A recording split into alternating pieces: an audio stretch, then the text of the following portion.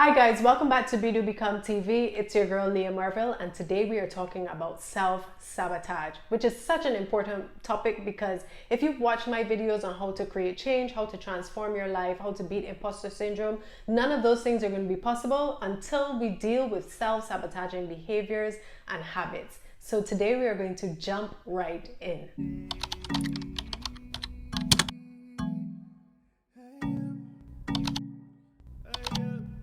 Self-sabotage is the culprit in why so many people have not been able to just take off in their careers, or have not been able to be successful in their love life, or haven't just arrived at the dreams or the life that they want for themselves.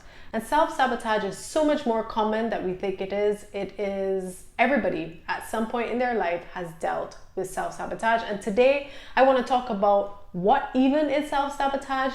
How do you know that you're self-sabotaging, and how do we put an end to self-sabotaging behaviors and habits? So what is self-sabotage?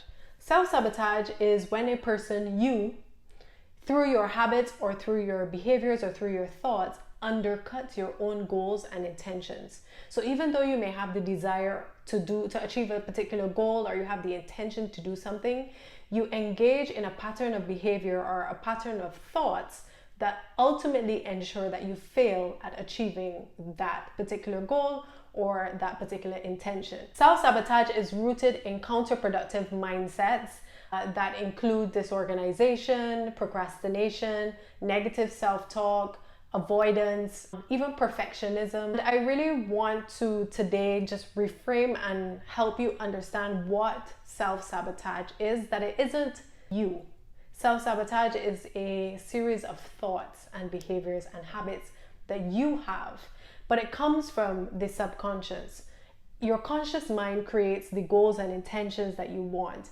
And so you can have the strongest desire to be able to achieve something, but your subconscious, where your self-sabotage is rooted, tries to protect you from anything that might cause you harm. Self-sabotage is a form of protection. It's created a lot from things that may happen in your childhood or in your younger years that at the time did not seem like self-sabotaging, but they were protective mechanisms or coping mechanisms or defense mechanisms that over time then became sabotaging behavior, because over time those protective mechanisms became no longer useful or they were outdated. Just remember, your conscious mind creates these goals and intentions, and your subconscious mind is what tries to protect you. And so self-sabotage happens in the subconscious. And in order to be able to take care of that and put an end to our self-sabotaging behaviors, we have to go into the subconscious. You got it right. So let's talk about, how do you actually do that? Like, how do you actually heal the subconscious, or how do you actually put an end to these things that seem so unconscious within you? Because that's the other part of it. Because it's in your subconscious, people don't always know that they are self-sabotaging until things have happened repeatedly in their lives that they can look back and say, shoot, I have a pattern of this, or I have a pattern of that, or somebody gives you the feedback, or you just feel as though you're not moving ahead in the particular area that you're sabotaging. Then at that point you might be like, why do I keep doing this, or why am I not having this success? You're not always conscious that you are self-sabotaging, and that's why it's really good to have these three practices that we're talking about today in order to bring an end to the behaviors and to thrive, because ultimately we want to thrive. The good news here is self-sabotage isn't you. You can put an end to self-sabotage and you can still thrive even after you self-sabotage. How do you know when you're self-sabotaging? Let me give you some scenarios. So if you're a person that you long for love, right? In your relationships, you're always looking for love. But then when you do get in a relationship, you find yourself nitpicking at the person, or you find yourself stonewalling or pushing people away, then you might be self-sabotaging. Or if you have a desire to be successful in a particular area and have a particular career or career opportunity, but you never take the first step, Or when an opportunity actually is presented to you, you somehow shut down or shy away from it, or you don't bring your A game, or you somehow start to backpedal, you don't fully show up, you don't fully commit. So ultimately, the opportunity then goes away.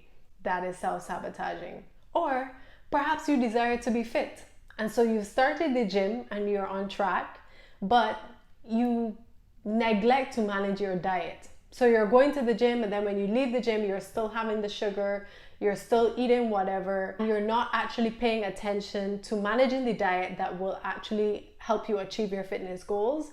That is a form of self-sabotaging. Or this one's a good one.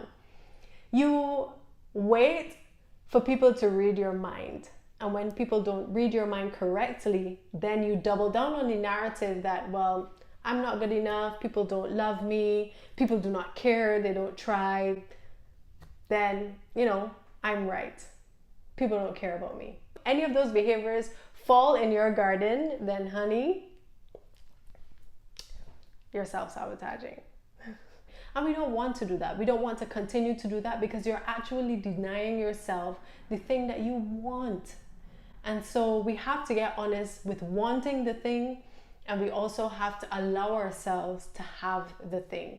And that's hard. Wanting the thing might be easy, but actually allowing yourself to have the things that you want might be a little harder. And so that's what we're working on today. So me, how I have dealt with my self-sabotaging is I've developed a relationship with it where I think of it like a character.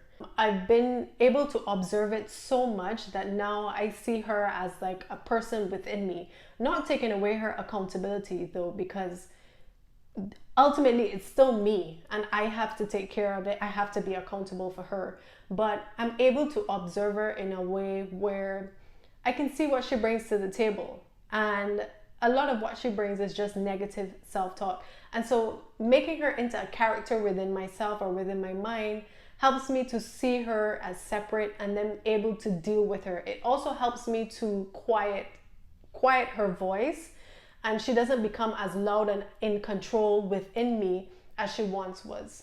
And because I am able to see her as a character, I can build positive responses to respond to her. Healing has to happen. And I would start by saying, engage a therapist or engage a coach. Or if you really need deep healing, there's healing that you can do on your own. But I think part of being able to overcome these things is being honest and being vulnerable and understanding, maybe I need some more tools, or maybe I need some assistance. For yourself, there are practices that you can do, that you can get started on today to help manage self-sabotaging behaviors and habits.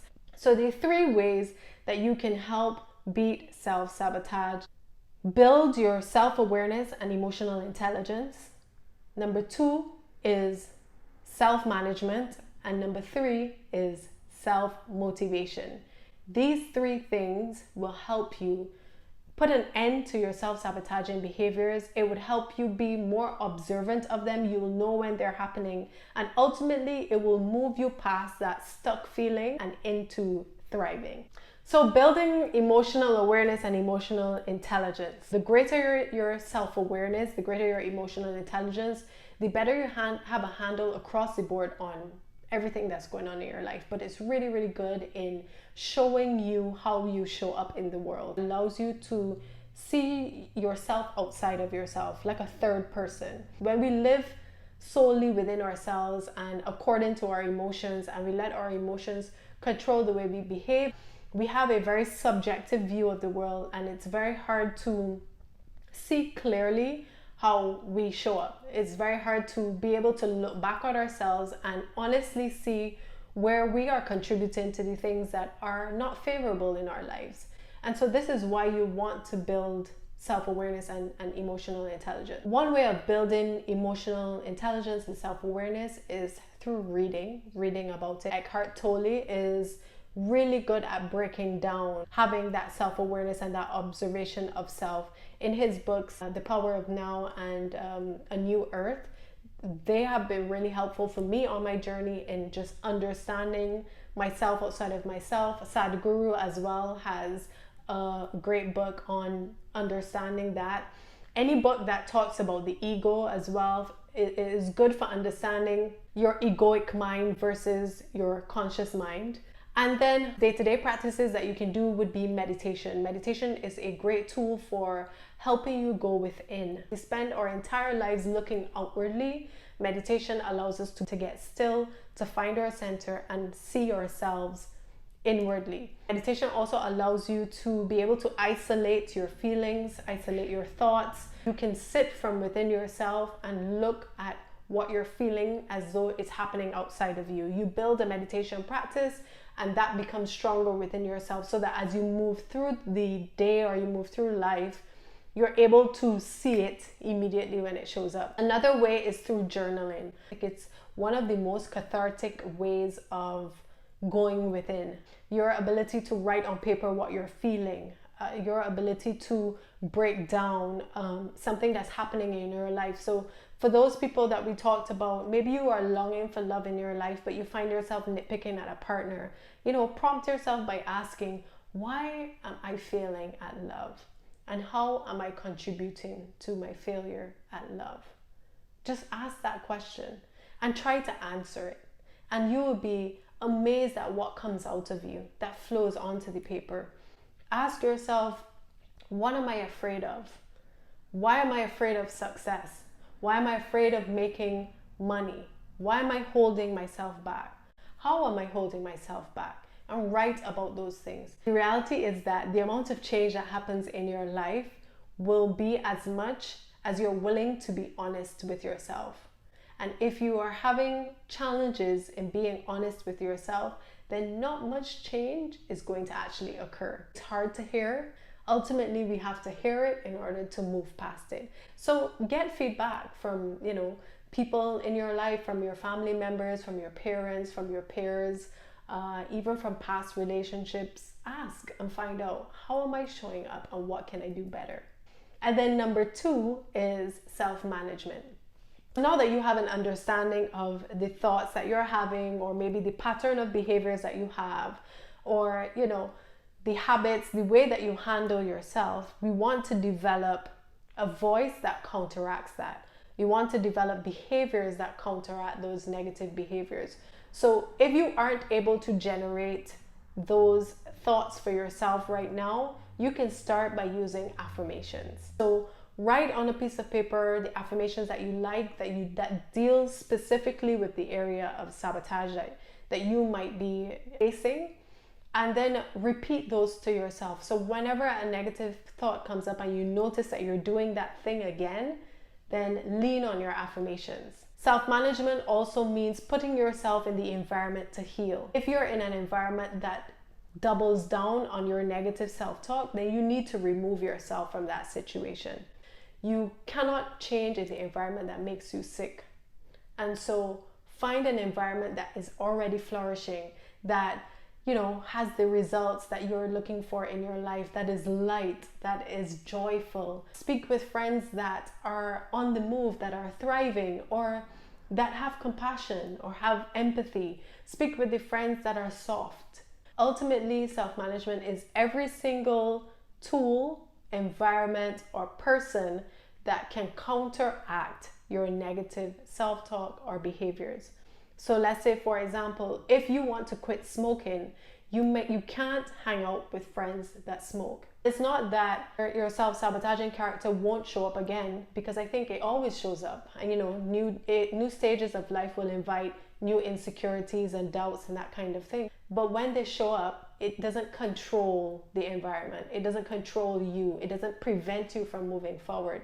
And still you're able to thrive even with that character in the background and still being present. Another part of self-management and self-talk is really getting to the understanding that you don't always have to be right. So part of what self-sabotage is that it sets you up for failure, even though you don't want to fail, so that you can be right about the negative story that you've told yourself all along. You know why? Because it's your comfort zone. And as humans, we like to be comfortable. We don't want to be uncomfortable.